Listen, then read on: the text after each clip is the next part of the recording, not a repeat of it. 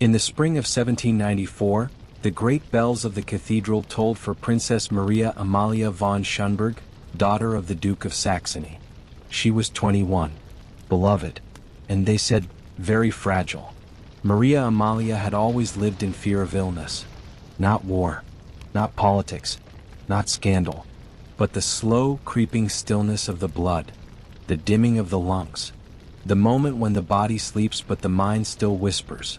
From childhood, she suffered from fainting fits, long, terrifying silences where her pulse would vanish beneath the skin and her breath would stop in her chest. Doctors called it death trance, a temporary catatonic sleep mistaken for death itself. She called it a curse. Her servants were trained to check for signs of life. She kept a mirror at her bedside, to fog with breath, a bell in her hand, to ring if she woke in the dark, and one condition in her will: should I appear lifeless, do not bury me for at least 4 days. Let no coffin be sealed before the sun has risen thrice. She knew what others ignored, that in the 18th century, many were buried alive. But when the fever struck her in April, her wishes were ignored. A physician arrived too late. He felt no pulse. He saw no breath. And the princess, pale, still, and silent, was declared dead.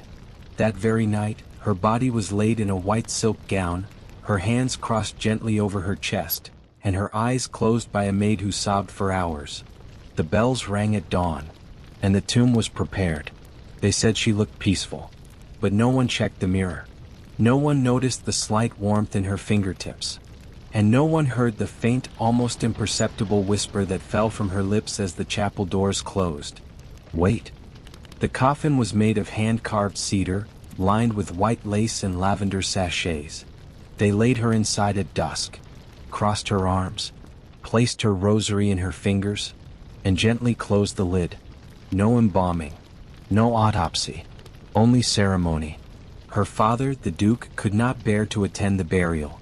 He stayed in his private chapel, praying. But her mother, silent, composed, stood at the edge of the tomb, holding the young princess's favorite book. She kissed the coffin once, then turned her back on the grave. They lowered it into the Schönberg family crypt beneath St. Agnes Abbey, a stone chamber carved into the hillside, cold and damp. There it was sealed, as tradition demanded, with iron clasps and a marble lid. The candles flickered. The prayers were said. The gate was locked. The tomb was known to echo. Even centuries earlier, monks had claimed to hear voices in the dark. Strange knocks, low breathing sounds. But such things were dismissed as superstition. Just the wind through the old pipes. Just rats behind the stone. The next day the Abbey cook reported something strange. She'd gone to retrieve wine from the lower cellars, near the family tomb, and paused. She swore she heard a sound. Not the creak of wood. Not rats. But something slower. Something deliberate. Tap, tap, tap. She told the groundskeeper. He told no one. By the time the sun rose again, the sounds had stopped. But what they didn't know was this. Princess Maria Amalia had awakened. Inside her coffin. She could not move at first. Her arms were stiff, her throat dry. The air was sour, thin, pressed against silk and cedar. And above her a wood. Just inches of it. Her hands trembled. Then she screamed. But the Abbey's walls were thick. And the guards were few. And outside, the town was preparing for a festival. They rang bells all day. So no one heard her voice. No one heard the thumping fists against the wood. No one heard the young woman pounding against her own coffin. Alive. 2 days had passed. And by now, no one expected movement beneath the tomb. The palace was filled with flowers. Mourning ribbons waved gently in the wind. Poetry was being written in her honor. A marble statue was being carved. But beneath the cathedral, inside a sealed coffin, Maria Amalia was still fighting. Her voice had turned hoarse. Her fists were scraped raw. She kicked. She gasped. She prayed, to be heard or to die. Anything but silence. Her mind was fading.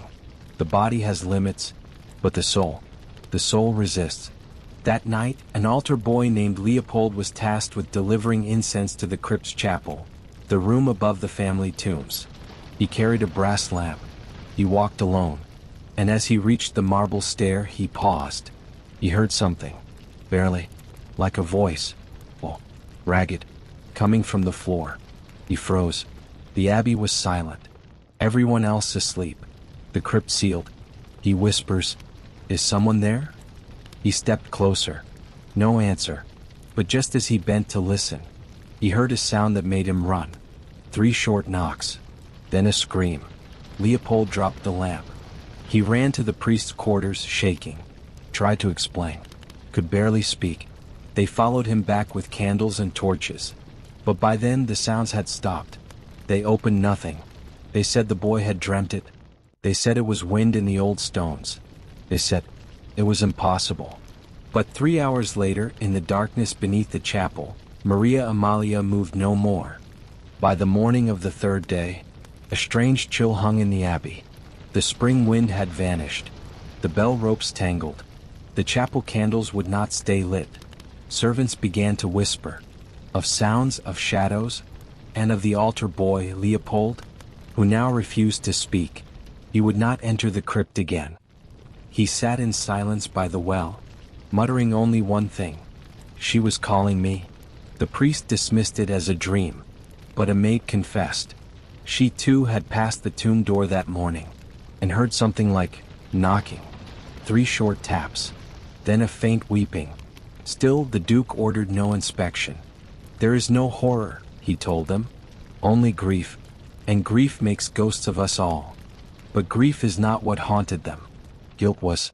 The physician who declared her dead returned to the crypt. He asked the guards if they'd heard anything. One nodded, hesitantly. But it's too late, the man said. If she was alive, she wouldn't be now. The priest began to lose sleep. He ordered a private mass. He prayed by her statue every night. He began to weep too, because he'd seen the letter. The letter from Maria Amalia, written just weeks before her death. A warning, a plea, a single instruction in elegant handwriting. Wait 3 days before I am sealed. Please, I beg you. He had forgotten, or chosen not to remember, and now he felt watched. Above the earth they mourned her, but beneath it, what remained was not mourning, it was stillness. By the 4th day, the Abbey had grown quiet, not reverent, but uneasy. The maid who once brushed Maria's hair refused to enter the lower hall. The cook slept with a rosary, and even the guards avoided the crypt at night. But it was the priest, finally, who could bear it no longer. He waited until dusk, took only the altar boy, Leopold, and the gravekeeper, carried the old letter and the guilt in his hand. I must see her, he whispered. She may forgive me if I see her. They descended the stairs with torches. Each step echoed like thunder. The crypt was damp, too still.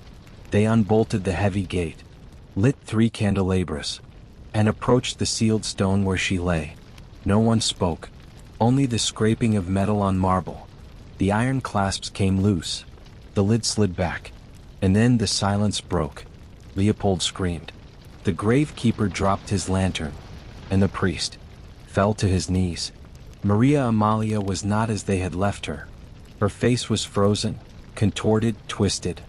Her once folded hands were now clawing upward, nails broken. Blood marked the lining of the cedar. Scratch marks, dozens of them, etched the inside of the lid. Her mouth was open, as if screaming. She had awoken. She had fought. And she had died. Twice. No autopsy was ever done. The priest ordered immediate reburial, but not in the same place. He chose a new crypt far from the family tomb. Had the walls thickened, the door sealed permanently, and no plaque was placed. The family never spoke of it again. The Duke claimed it was illness. The mother never smiled again. And the Abbey never housed another body. But the priest, he wrote it all in his journal. One line remains underlined in ink. God forgive us. She had begged us not to bury her. In the years after Maria Amalia's 2nd death, the Abbey grew quieter. Too quiet. Visitors noted a strange chill in the lower halls. Monks refused to descend past the 3rd stair. The crypt was sealed, but not forgotten. Whispers spread from servant to traveler, from priest to pilgrim. She wakes every year on the day of her death. If you knock 3 times, she will knock back. She is not at peace. Some called it guilt woven into stone. Others called it madness carved into memory. But many believed. And in secret, young girls lit candles by the sealed door, praying to a princess who knew the pain of not being heard. Her story changed with time. It became a warning, a legend, a lullaby. The nobles erased her name from court, but the town remembered. Mothers taught their daughters, if you faint, always leave a note. And doctors began to check twice before declaring the breath had left a body. Centuries passed. The abbey was closed, the crypt abandoned, but the tomb, it is said, remains untouched, hidden beneath ivy and stone, still sealed. But those who have dared walk the grounds alone say the air grows heavy near her door, and if the wind is low, and you are very still, you may hear it. 3 slow knocks. Tap, tap, tap. And if she answers, do not knock again.